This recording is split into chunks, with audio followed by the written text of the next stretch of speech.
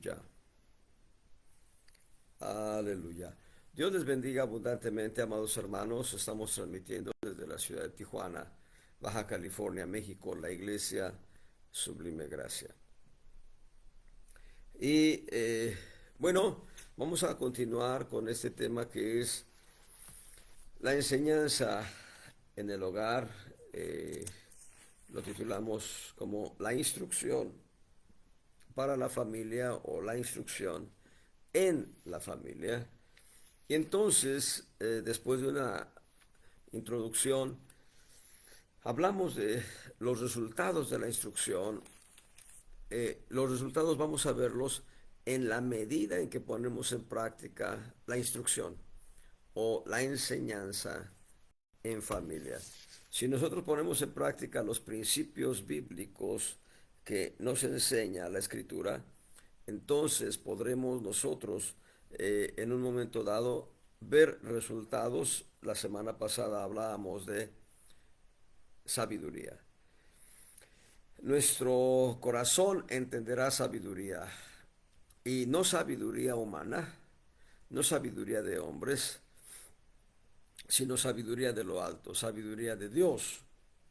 Hoy vamos a hablar del segundo punto. Estamos considerando 2, 4, 6, 8, 10, 12, algo así. Ya no recuerdo si fueron 12 o 14, pero bueno, vamos a verlos todos. Y hoy vamos a hablar del segundo beneficio de poner en práctica la instrucción que se reciba en el hogar, pero instrucción bíblica. Y ese segundo beneficio es doctrina.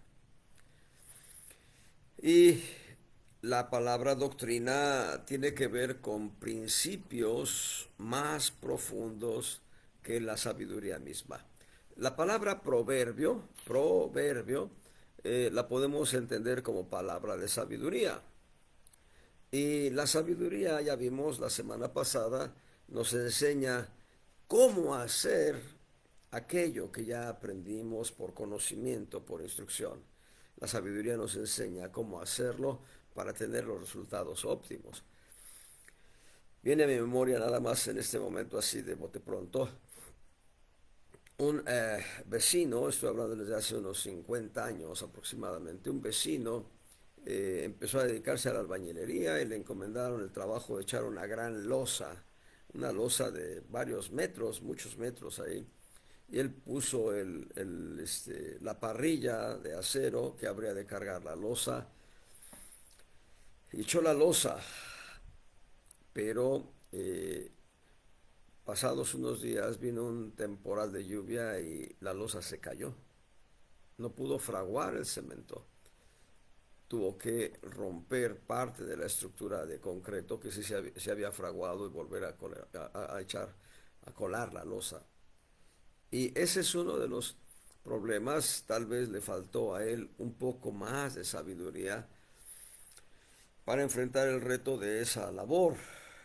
Y es importante para nosotros aún en la obra de Dios, cuando Dios es el que está haciendo la obra a través de nosotros, pero es importante para nosotros como movernos en sabiduría para hacer las cosas bien. Pero el tema ya no es la sabiduría, sino es la doctrina. Y lo que, insisto, la doctrina es más profunda que la sabiduría. Hay por lo menos dos textos en el Antiguo Testamento que van a contener esta palabra sabiduría en la traducción que hace Casiodoro de Reina en la versión antigua. Ahí en Deuteronomio 32:2, Moisés va a decir que los cielos destilarán sabiduría, perdón, destilarán doctrina, su doctrina. Y vaya, Moisés tenía un conocimiento profundo de Dios y tenía una sabiduría también muy profunda de Dios.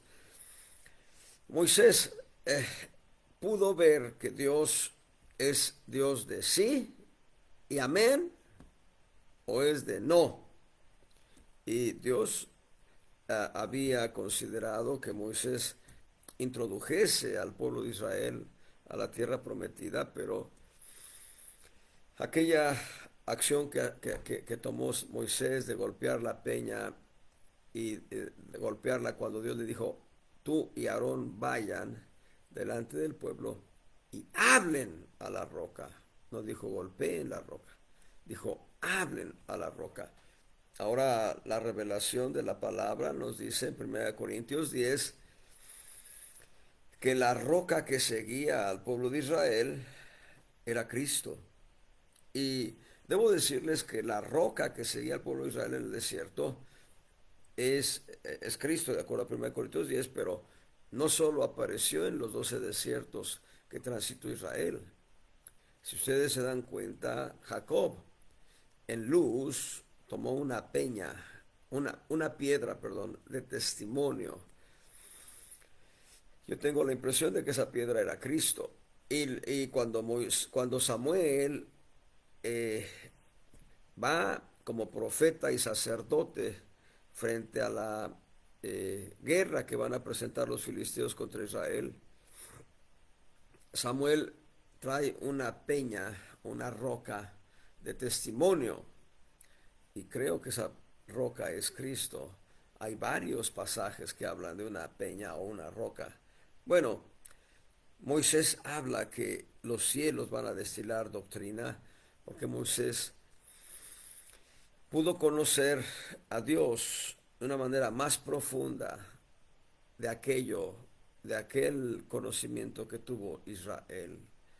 Moisés va a decir en Éxodo 30:13, a ver, ahorita les digo bien, Éxodo 30:13 o 33:13, va a decir, si he hallado gracia delante de ti, ruégote que me muestres tus caminos. Moisés le preguntó al Señor en Éxodo 33:13, Moisés le dijo, muéstrame tus caminos. Los caminos de Dios, o sendas antiguas, como las llama Jeremías, en Jeremías 6:16, son principios de doctrina. El salmista David, el Salmo 103, verso 7, dice, sus caminos notificó a Moisés y a los hijos de Israel sus obras. Vean, los caminos doctrinarios fueron notificados a Moisés. Moisés pidió conocer esos caminos. El pueblo de Israel se conformó con los milagros sobrenaturales de poder comer maná todos los días, de comer codornices aun cuando vino juicio de Dios, de ver las maravillas que Dios pudo hacer en diferentes maneras. Moisés conoció la doctrina de Dios, por eso él habla de que los cielos destilarán su doctrina. Y siguiendo con la línea del Salmo, perdón, la línea de los caminos de Dios que son doctrina, si bien el salmista dice, Salmo 103:7, sus caminos notificó a Moisés, la pregunta es cómo se los notificó. Y el salmista va a decir, vieron tus caminos, oh Dios de mi rey, en el santuario, de manera tal que el tabernáculo en el desierto vino a ser el testimonio de la doctrina de Dios dada a Israel. Estoy buscando el Salmo 68, verso 24. Vieron tus caminos, oh Dios, los caminos de mi Dios, de mi rey, en el santuario. El santuario, el tabernáculo del desierto, es un conjunto de principios bíblicos, principios que son sombras o figuras de verdades espirituales reveladas en el Nuevo Testamento. Perdón, me viene aquí la sensación de falta de fluidez del aire. Pero bueno, ahí en 2 Crónicas 34:22 se habla de la casa de la doctrina. Cuando Josías, el rey Josías, manda a consultar a Hulda, profetisa, mujer profetisa, y aquí no fue un profeta, fue una mujer profetisa. 2 Crónicas 34:22. Entonces Hilcías y los del rey fueron a Hulda, o Hulda, podría hacerse así, profetiza. Mujer de Salum. Salum, hijo de Tikvah, hijo de Hasra, guarda de las vestimentas, la cual Hulda moraba en Jerusalén, en la casa de la doctrina. En la casa de la doctrina. La versión en inglés traduce el colegio.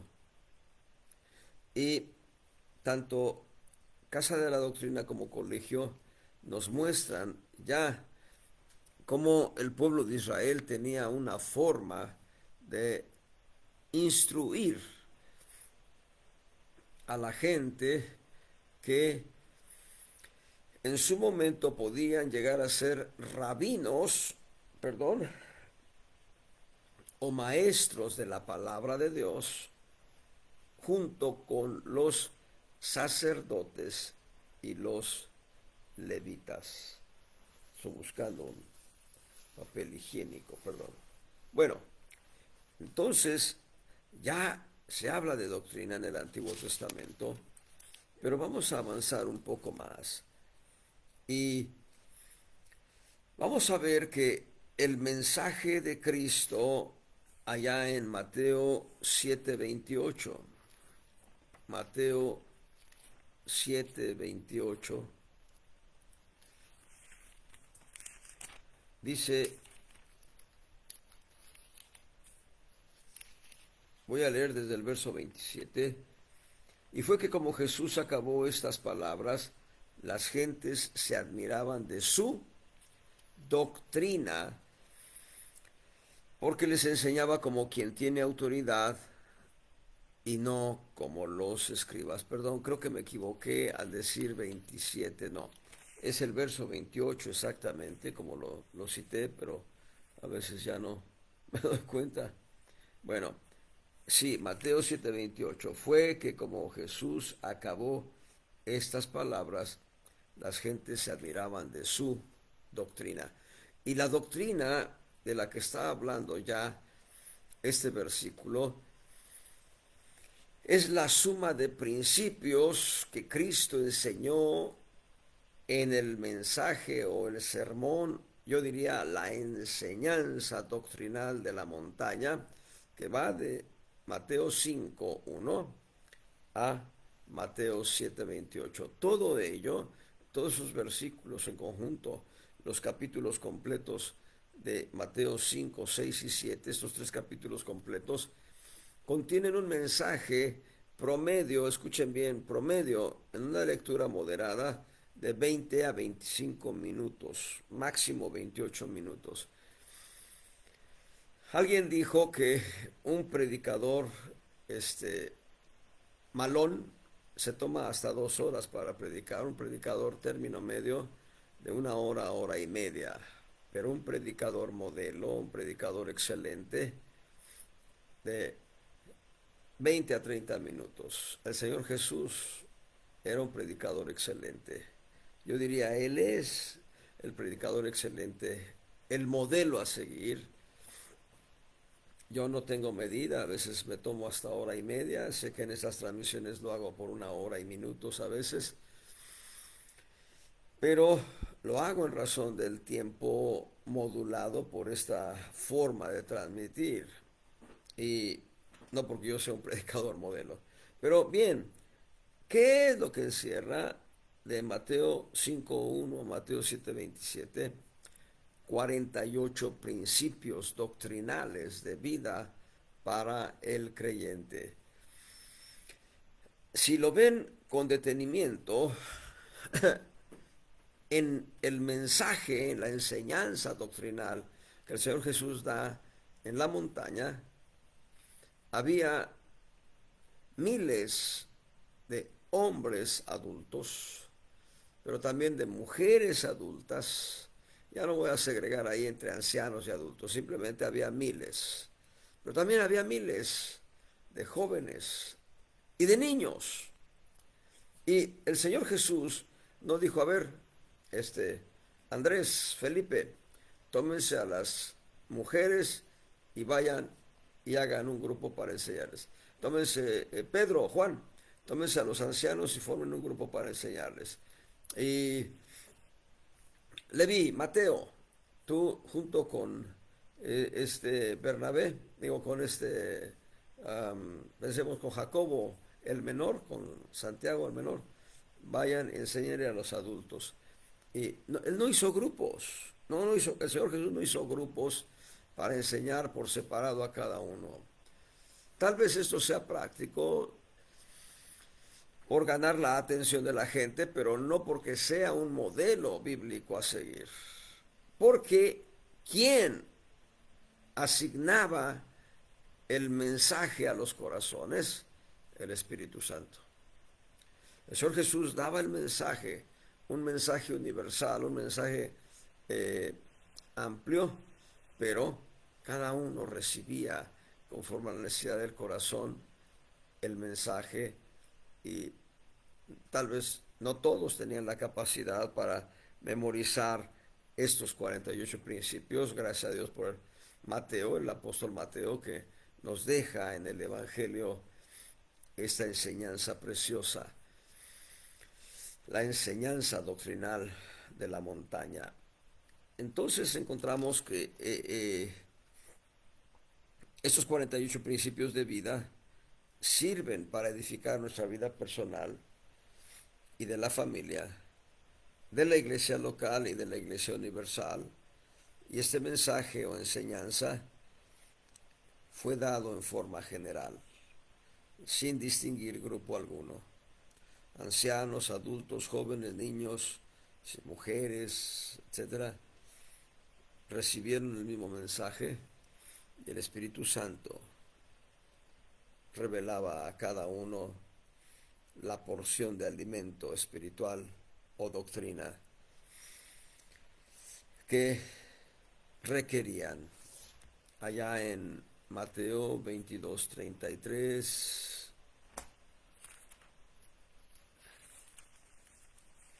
Mateo 22:33, y oyendo esto las gentes estaban atónitas de su doctrina. Varios textos de los evangelios van a hablarnos de la doctrina del Señor Jesús. Marcos 1:2, como está escrito en Isaías el profeta: he aquí yo envío a mi mensajero delante de tu faz, que apareje tu camino delante de ti. Ese es Juan el Bautista preparando el camino para el inicio del ministerio profético del Señor Jesús en esta tierra. Bueno, hay muchos textos que hablan de doctrina, pero vamos a avanzar un poco. Digo, hay muchos textos que utilizan la voz doctrina, pero vamos a avanzar. En Mateo 16:12. Mateo 16, verso 12. Entonces entendieron que no les había dicho que se guardasen de la levadura del pan, sino de la doctrina de los fariseos y de los saduceos. Cuando nosotros estamos hablando de la instrucción en el hogar, estamos hablando de que en el hogar, en la iglesia, en el hogar como familia y en la iglesia local, debe ministrarse sana doctrina. Y debemos tener cuidado de la doctrina de los fariseos o la doctrina de los religiosos. Les doy un ejemplo, y puedo darles muchos ejemplos, pero les doy un ejemplo. Una cuñada mía, la esposa de uno de mis hermanos, empezó a ir a la iglesia con mi hermano. Y yo no aconsejo que nos casemos, que los varones se casen con mujeres impías y que los varones cristianos se casen con mujeres impías. Yo no lo aconsejo. No aconsejo que las mujeres cristianas se casen con hombres impíos. Bueno, mi hermano se casó con una mujer que no tenía a Cristo en su corazón, pero empezó a ir a la iglesia. Y le gustó ver que había un grupo de niños a los cuales se les ministraba en forma diferente a los adultos, y a mi cuñada le gustó ver todo aquello y entonces quiso involucrarse en apoyar este ministerio, y le dijeron, no puedes porque no te has bautizado en agua.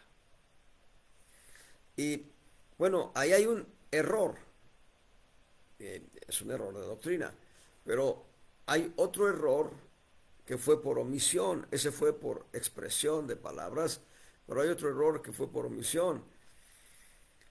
Lo primero que debieron preguntar es, ¿ya recibiste a Jesús como tu Salvador personal?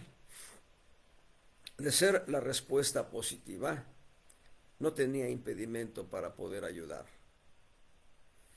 Pero hubo dos errores. Número uno, nunca consultaron si ella había recibido a Jesús como Salvador personal. Y número dos, estaban estableciendo un principio que no está en la Biblia. Tenía que bautizarse en agua para ministrar. La Biblia no dice eso. Y bueno, les doy otro ejemplo, aquel pastor que convoca a la mesa del Señor a la iglesia, se sirve la mesa del Señor y luego dice, todos los que se sientan dignos pasen y tomen. Es error de doctrina. Debemos tener cuidado de los errores de doctrina, las herejías, y yo acabo de mencionar dos herejías que están en iglesias que tienen a Jesús como su Salvador personal. Entonces es muy importante tener cuidado de las doctrinas. Vean lo que dice 1 Timoteo 4 del 1 al 4.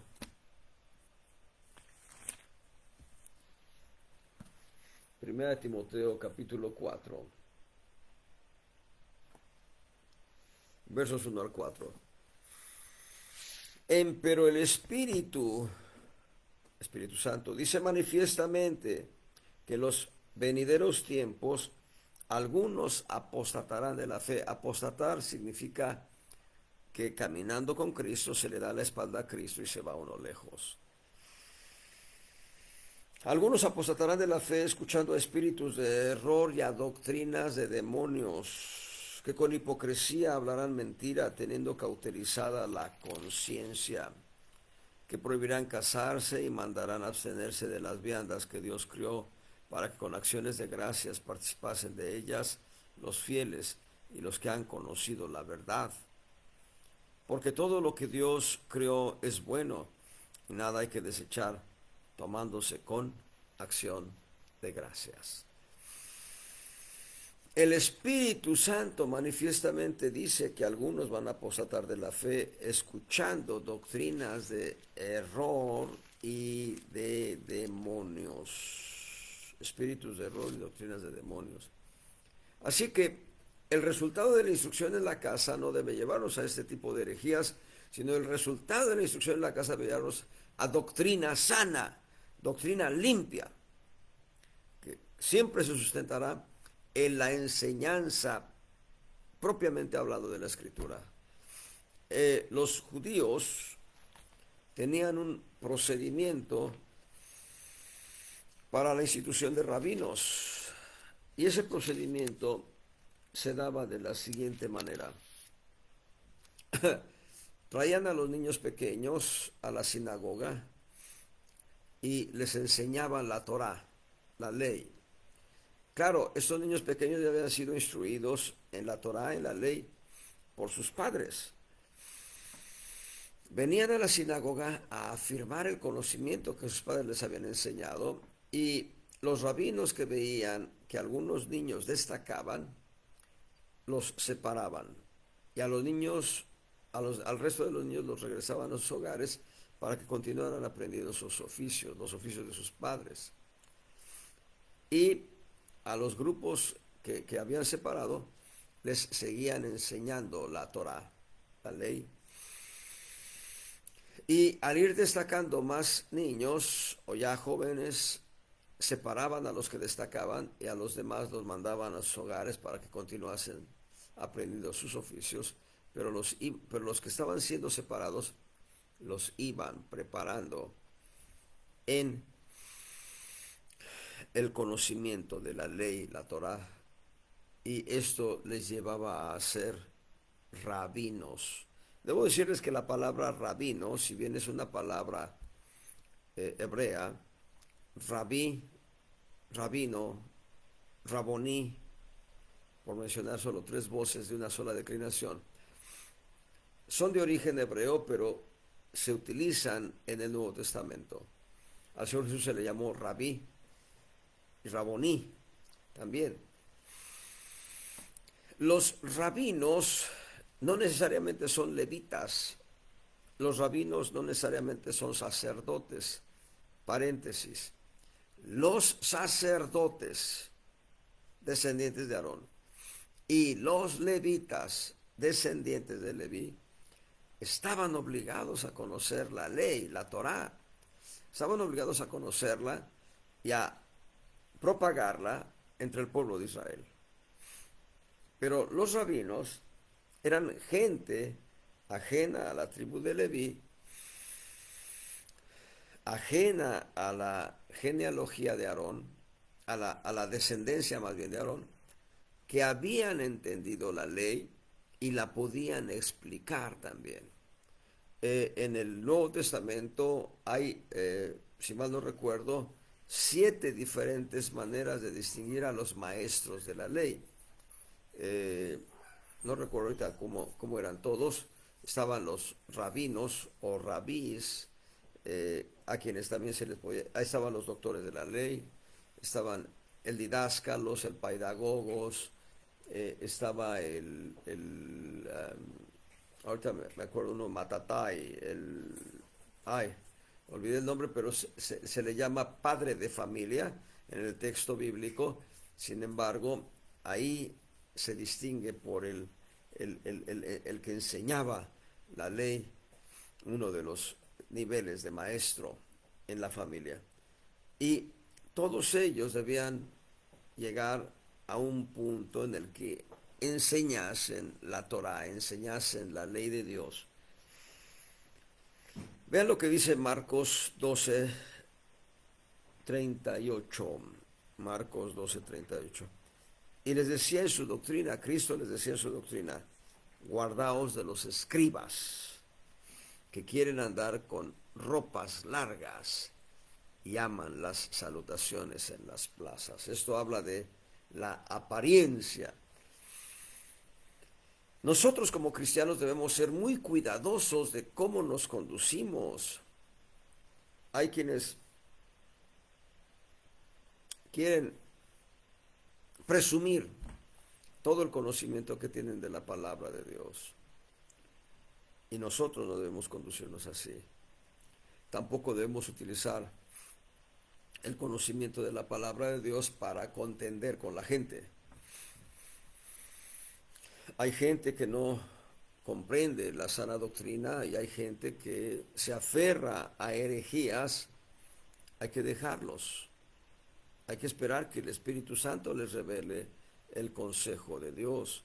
Nosotros no debemos contender, tampoco debemos presumir el conocimiento que Dios nos ha dado de su palabra. Y volvamos pues ahora a ver en Hebreos 16:17, no, perdón, Romanos, me equivoqué. Hebreos no tiene 16 capítulos, es Romanos capítulo 16, verso 17. Y os ruego, hermanos, vean, creo, hasta donde recuerdo, el apóstol Pablo hace 7 ruegos diferentes, es uno de ellos. Que miréis, os ruego, hermanos, que miréis los que causan disensiones y escándalos contra la doctrina que vosotros habéis aprendido y apartaos de ellos. Hay que tener cuidado en eso. Hay quienes causan escándalos y disensiones o divisiones en las iglesias.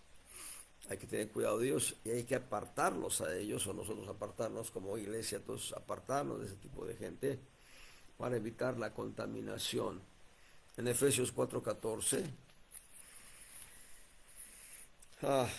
perdón, Efesios 4:14, que ya no seamos niños fluctuantes y llevados por doquiera de todo viento de doctrina. Debemos ser cuidadosos. La gente que ha madurado en la iglesia local, la gente que ha madurado en tu familia, debe tener ese cuidado respecto, si es en la familia, respecto del resto de la familia. Si es en la iglesia local, respecto de los chiquitos, para no ser niños fluctuantes. Hermano, es que me dijeron allá en tal iglesia que van a buscar en mi genealogía para saber a cuál de las 12 tribus de Israel yo pertenezco. Eso es herejía, error de doctrina. Hace muchos años, escuché a alguien hablar y creo que llegó hasta mis manos un folleto que ya obviamente no está en mis manos, ya no está en mi poder, pero un folleto en el que se decía: ¿quieres conocer a cuál tribu perteneces? Porque los aztecas pertenecían a tal tribu de Israel. Uy, eso me campaneó porque eso es falso. Eso es falso. No podemos establecer que los mesoamericanos descendiesen de alguna de las 12 tribus de Israel. Y podemos tal vez investigar bien, pero no creo personalmente, de acuerdo a la Biblia, no pertenecen a ninguna tribu de Israel. Los aztecas, los teotihuacanos, los toltecas, olmecas, mayas, etcétera. No lo creo, porque la Biblia no lo dice. Tengamos ese cuidado de no ser llevados por todo viento de doctrina. 2 Tesalonicenses 3:6. 2 Tesalonicenses 3:6. Empero os denunciamos, hermanos, en el nombre de nuestro Señor Jesucristo, que os apartéis de todo hermano que anduviere fuera de orden y no conforme a la doctrina que recibieron de nosotros. Esto marca un punto de separación. Son hermanos en Cristo, pero si andan fuera de orden, si no andan conforme a la doctrina, entonces nosotros no tenemos por qué guardar una convivencia con ellos, abrazarlos, Dios te bendiga y saludarlos. Hay un caso muy marcado respecto de este punto allá en Corintios. El apóstol Pablo en la primera epístola pone en evidencia a aquel fornicario, aquel hombre que tomó a la esposa de su padre, lo cual hace suponer, no habla de incesto el apóstol Pablo, habla de fornicación. Por tanto, aquella mujer no era su madre, no era madre del fornicario. Así que podía ser una segunda esposa del padre, ya sea que éste haya enviudado o simplemente se haya divorciado de la mujer que era madre de aquel fornicario. Y el punto es que este hombre, el fornicario, de alguna manera sedujo a la madrastra y se metió con ella. Y eso es andar fuera de orden, es andar contra la doctrina, no andar conforme a la doctrina. Eso es grave, hermanos. Debemos tener ese cuidado nosotros. Y dice 1 Timoteo 3, perdón, 1 Timoteo 1, capítulo 1, verso 3. Como te rogué que te quedases en Efeso cuando partí para Macedonia, para que requirieses a algunos que no enseñen diversa doctrina. Que no enseñen diversa doctrina. Ahorita estamos viendo todavía solo los puntos negativos, o sea, lo que no debemos aprender y lo que no debemos practicar. Doctrinas de error, herejías. La palabra herejía significa doctrina de error. Segunda Timoteo 3 del 1 al 5. Segunda Timoteo capítulo 3, versos 1 al 5.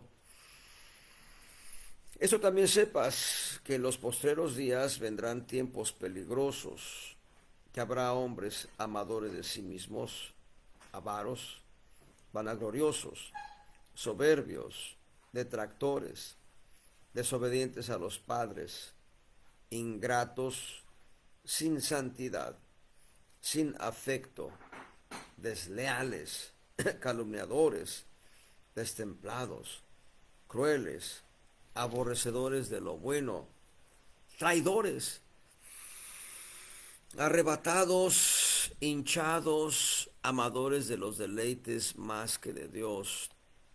Noten esto más, esto que vamos a leer, verso 5, es tremendo, es trascendente. Dice, teniendo apariencia de piedad, mas habiendo negado la eficacia de ella. Y a estos evita.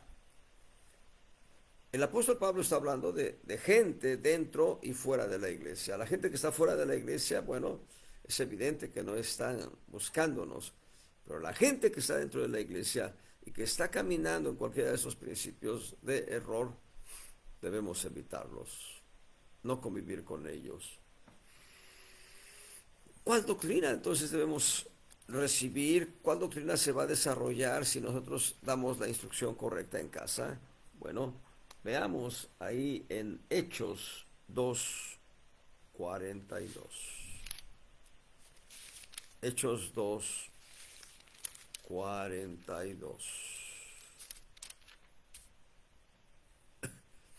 Y perseveraban en la doctrina de los apóstoles y en la comunión y en el partimiento del pan y en las oraciones. ¿Cuál doctrina? La doctrina de los apóstoles.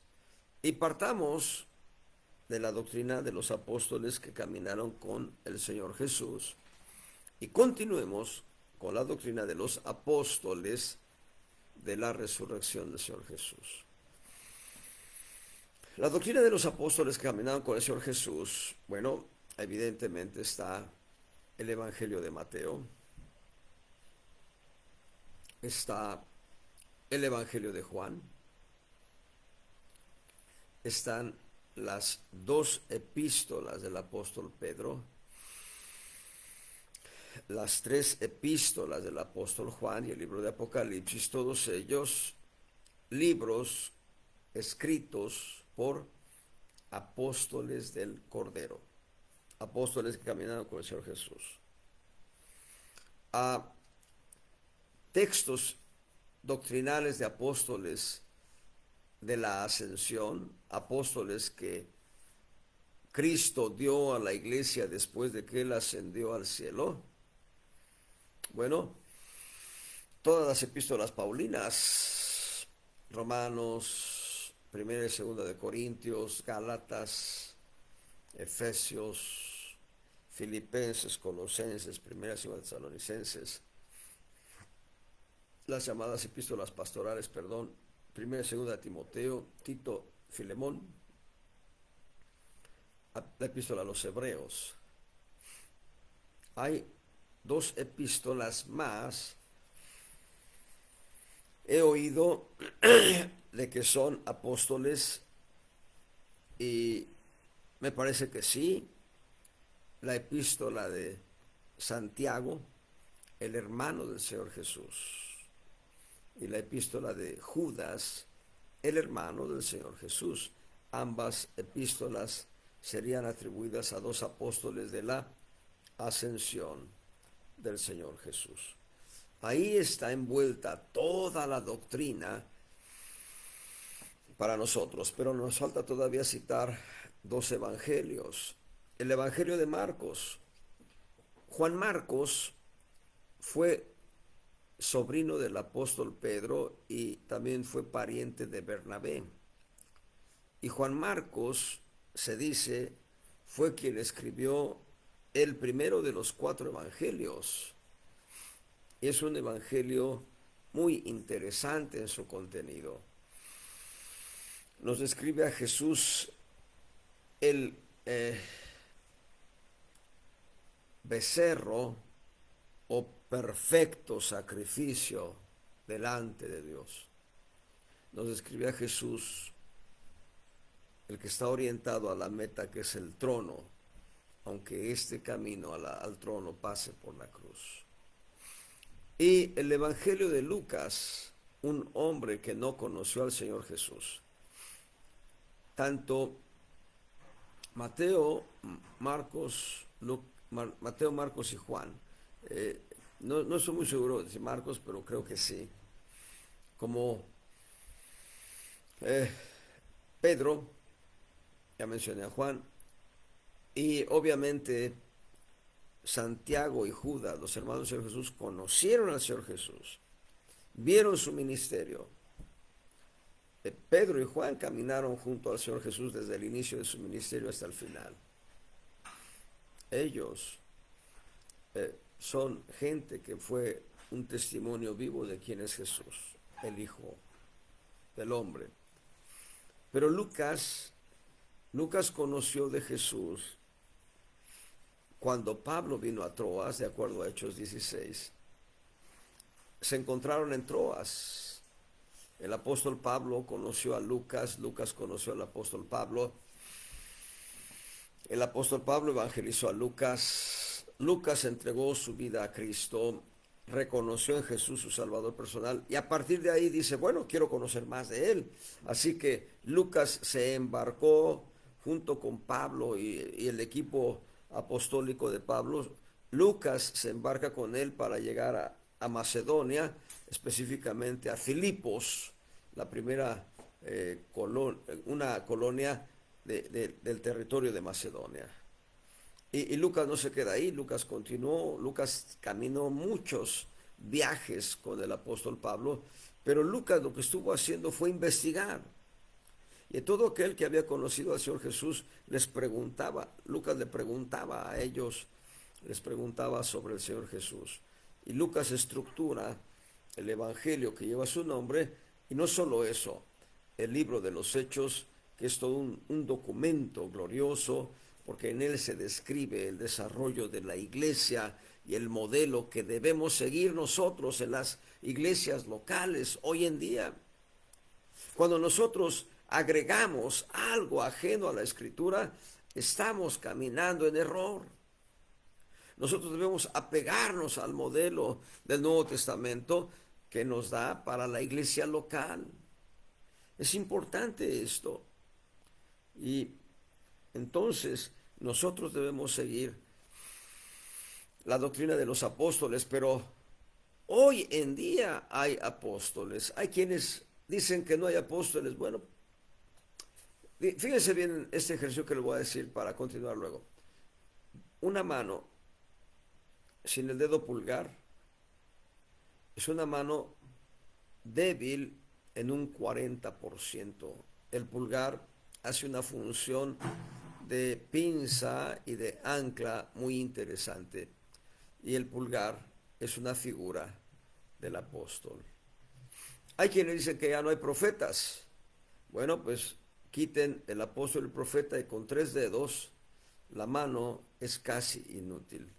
La mano tendrá una capacidad del 25%, pero si tuviera los 5 dedos, serían obviamente 5 dedos articulados.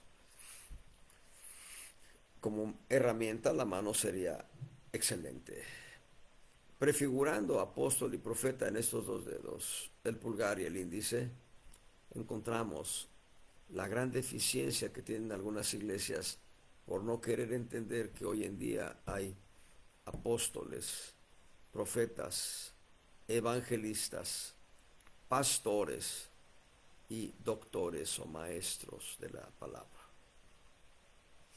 Si ustedes quitan al maestro, no cierra bien el puño para centrar la fuerza.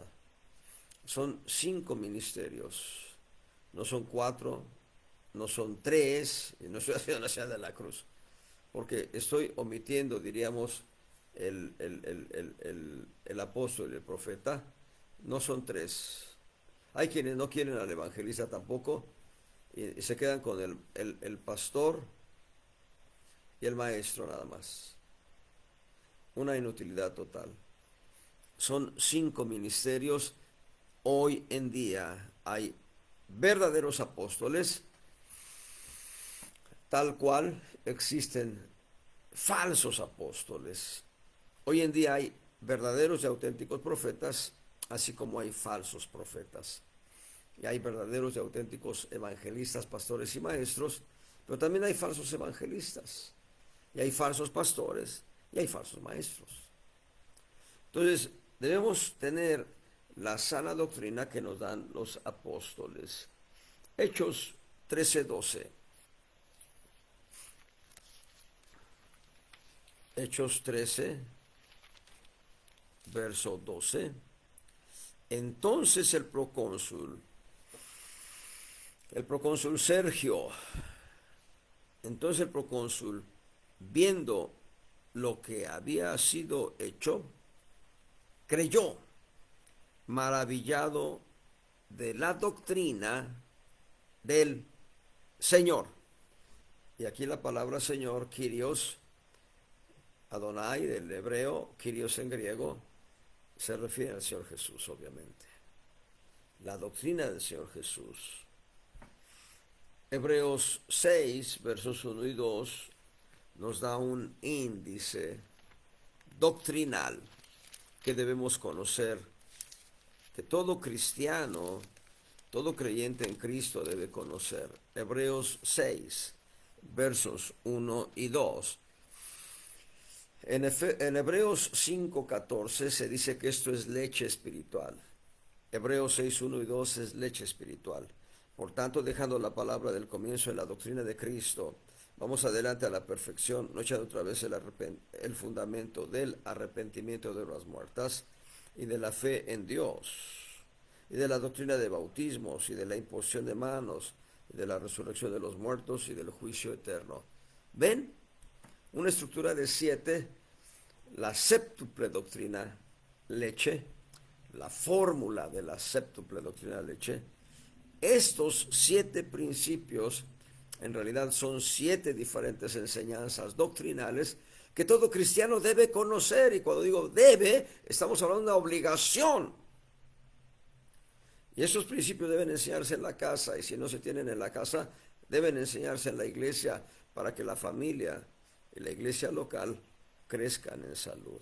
Doctrina sana, doctrina limpia. Primera de Pedro 2, 2. Primera de Pedro 2:2. Desead como niños recién nacidos la leche espiritual, sin engaño, para que por ella crezcáis en salud. La doctrina debe ser sana. La doctrina debe ser limpia de toda herejía. Yo había mencionado, y es un error que cometí y debo corregirlo a propósito de sana doctrina, había mencionado que había 7 expresiones de sana doctrina en el Nuevo Testamento, entre las epístolas de Pablo a Timoteo y a Tito. Falso.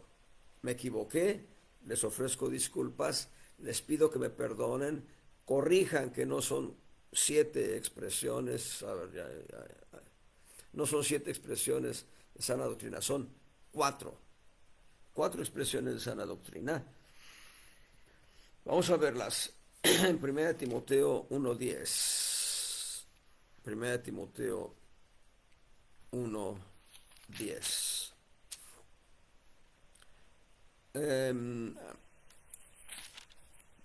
1 Timoteo 1:10. Para los fornicarios, para los homicidios. Estamos hablando desde el verso 8, voy a leer. Sabemos, empero, que la ley es buena, la ley, si alguno usa de ella legítimamente, conociendo esto, que la ley no es puesta para el justo. Fíjense bien, es una semilla y guárdenla en el corazón. La ley de Sinaí no es puesta para el justo. Si tú entregaste tu vida a Cristo, si tú has reconocido en Jesús tu Salvador personal, eres justo y la ley de Sinaí no te aplica. Te aplica la ley de Cristo. Continúo. Dice, conociendo que la ley no es puesta para el justo, sino para los injustos, para los desobedientes, para los impíos y pecadores, para los malos y profanos, para los parricidas, matricidas, para los homicidas, para los fornicarios, para los sodomitas, para los ladrones de hombres o secuestradores, para los mentirosos y perjuros, y si hay alguna otra cosa contraria a la sana doctrina. Sana doctrina. Hay un varón que yo conocí, él ya está con Cristo, ya se fue con el Señor. Él, conociendo el Evangelio, bueno, se casó, tuvo sus hijos, fue y caminó en adulterio, tuvo otros 2 hijos, dejó a la familia un tiempo, regresó con la familia otro tiempo, y teniendo una esposa e hijos con otra mujer, quería ministrar, quería servir a la iglesia como ministro de Dios. Y eso es un error, porque la gente, al ver su testimonio, algunos querrán imitarlo, diciendo, bueno, si él tuvo esposa, tiene esposa y tiene hijos con otra mujer, pues yo también puedo hacerlo. Y entonces ya no es una conducta conforme a la sana doctrina. Tengamos ese cuidado. Una cosa es que antes hayamos sido fornicarios, pero ahora debemos caminar rectamente. Una cosa es que antes hayamos sido ladrones, defraudadores, pero ahora debemos caminar de una manera correcta. El apóstol Pablo escribe a los Corintios diciendo que ni los fornicarios, ni adúlteros, ni ladrones, etcétera, etcétera, dice, ellos no heredarán el reino de Dios. Ahí no habla de pérdida de salvación, porque como está hablándole a gente que conoce del Evangelio, está diciendo que ellos no van a heredar el reino de Dios. Una cosa es la salvación, cosa muy diferente, la herencia. 1 Corintios 6, 1 Corintios capítulo 6, voy a leer a partir del verso 8.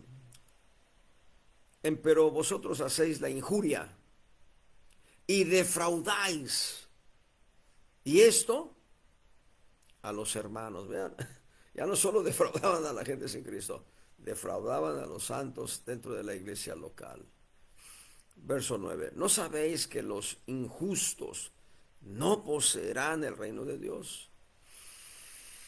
No erréis, que ni los fornicarios, ni los adúlteros, ni los idólatras, ni los adúlteros, ni los afeminados, ni los que se echan con varones, homosexualismo, ni los ladrones, ni los avaros, ni los borrachos, ni los maldicientes, ni los robadores heredarán el reino de Dios. No habla de vida eterna, habla de heredar el reino de Dios, de estar en esa preciosa Nueva Jerusalén, a la cual somos llamados todos, una ciudad hecha de oro puro, con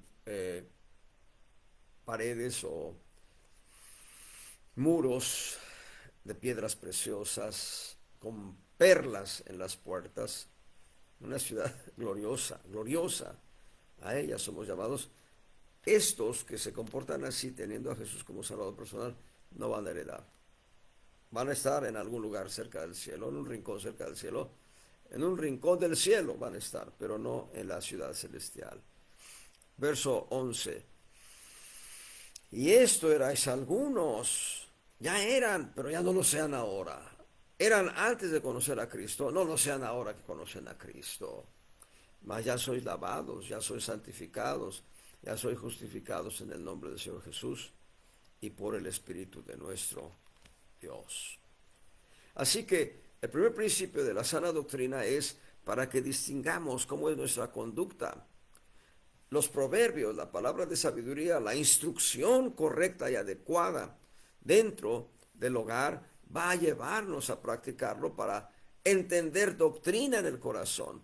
Hay un testimonio real, verdadero. Un varón se quejaba con una hermana en Cristo, le decía, mi mamá fue muy dura conmigo, mi mamá fue muy dura conmigo. Y entonces la hermana se voltea y le dice, oye, ¿fuiste, ¿fuiste acaso un criminal? No. ¿Fuiste acaso un hombre que hizo el mal y hizo el daño?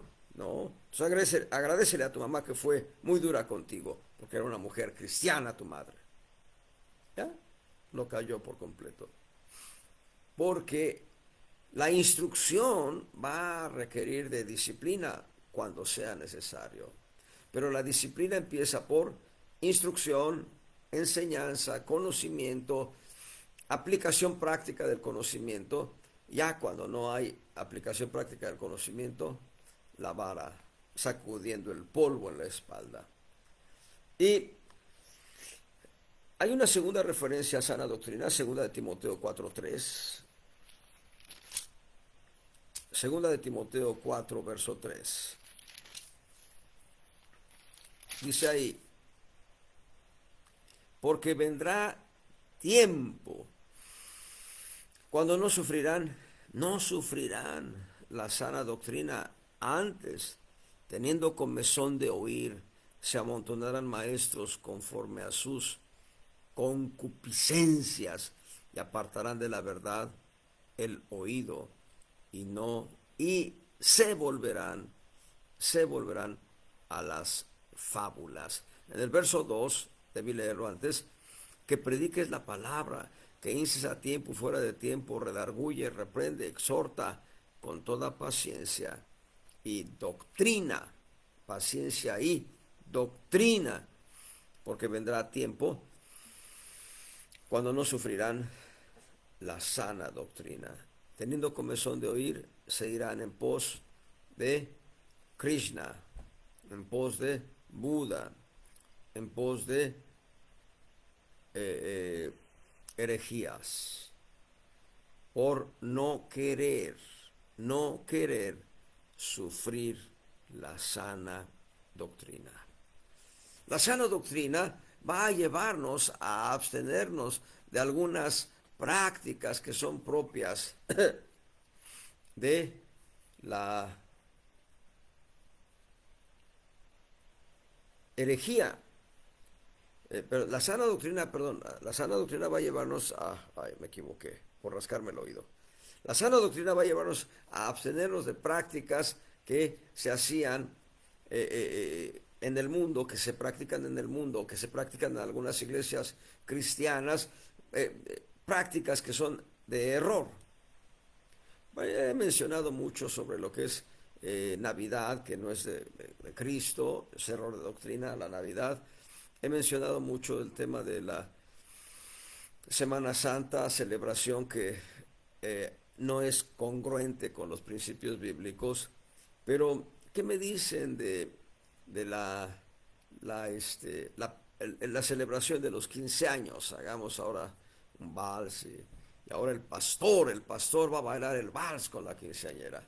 O un ejemplo práctico, muy práctico. Cuando yo llegué a la primera iglesia cristiana que conocí para buscar de Cristo, bueno, lo que sucedió es que vino una boda y yo me acuerdo muy bien, en esa misma iglesia, yo era un niño, cuando yo era un niño, pues llegué a ir a las bodas de esa iglesia local también, y recuerdo que cuando era niño se decía, y junto con los novios vienen los acompañantes de lazo, de Biblia, de anillos, de ¿cómo se llaman las? De arras, de Biblia, ya mencioné. Bueno, eran de lazo, de, de arras, de argollas o de anillos, de Biblia. Pasados los años yo regresé a esa iglesia ya buscando de Cristo. El Señor Yo no busqué a Cristo, Cristo me encontró a mí, me dijo, ya, ven y camina. Bueno, empecé a caminar y llego a una de esas bodas y dicen, y ahora, junto con los novios, los padrinos. Y eso me escandalizó. Dije, a ver, bueno, antes se les llamaba acompañantes, ahora se les llama padrinos. ¿Saben dónde se inventó esa figura de padrinos? En la Iglesia Católica. Es error de doctrina. Yo diría, es bueno que se involucre a la iglesia que quiera participar con los novios para bendecirles, pero no que se haga una publicidad de que son padrinos o de que son acompañantes. Eso no checa. En otras iglesias se pone en las bodas, se ponen unas velas y, y las damas de honor que acompañan a la novia llevan una vela cada una según el número de damas de honor y luego las van apagando, pero van prendiendo una vela para el novio, otra para la novia. Yo no sé qué significa todo eso porque no está en la Biblia. Para mí eso es error. Se ve muy bonito, pero es error, error de doctrina. Hay una tercera ocasión que aparece la expresión sana doctrina en Tito 2:1. Perdón, antes, Tito 1:9, perdón. La tercera ocasión, Tito 1:9. Retenedor de la fiel palabra que es conforme a la doctrina, para que también pueda exhortar con sana doctrina y convencer a los que contradijeren. Ahora, se les va a convencer cuando los que están contradiciendo tienen en su corazón el deseo de conocer la verdad. No para tener contienda, no, tú estás mal, pues yo estoy peor, no, pues los dos estamos mal, no, pues los dos estamos peor. No, sino que para decirle, mira, la escritura dice esto, y esto, y esto, y esto, y esto. No lo había entendido. Ah, bueno, entonces, si hay una actitud de un corazón abierto, que se le convenza con sana doctrina. Y Tito 2:1, pero tú habla lo que conviene a la sana doctrina. Nosotros no debemos hablar cosas ajenas a la sana doctrina.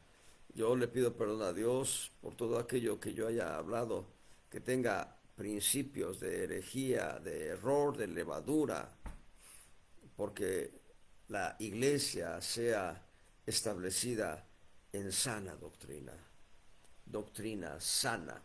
Esa palabra doctrina es didascalia. Didascalia, esa palabra doctrina es didascalia. Y bueno, que sea la enseñanza, la palabra didascalia es enseñanza, que sea la enseñanza sana, limpia. Bien.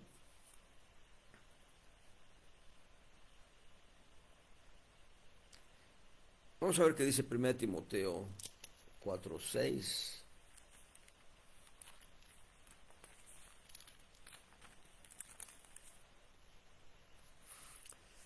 Si esto propusieres a los hermanos, serás buen ministro de Jesucristo, criado en las palabras de la fe y de la buena doctrina. Esa es una expresión diferente.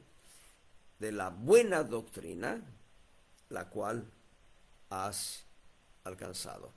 Debe ser sana doctrina, debe ser buena doctrina y les dejo la semilla, esperemos que la podamos ver la próxima semana, sigamos hablando de doctrina, nos faltan todavía muchos principios que van a desarrollarse en la medida que la instrucción en la casa, la instrucción en el hogar, tiene éxito.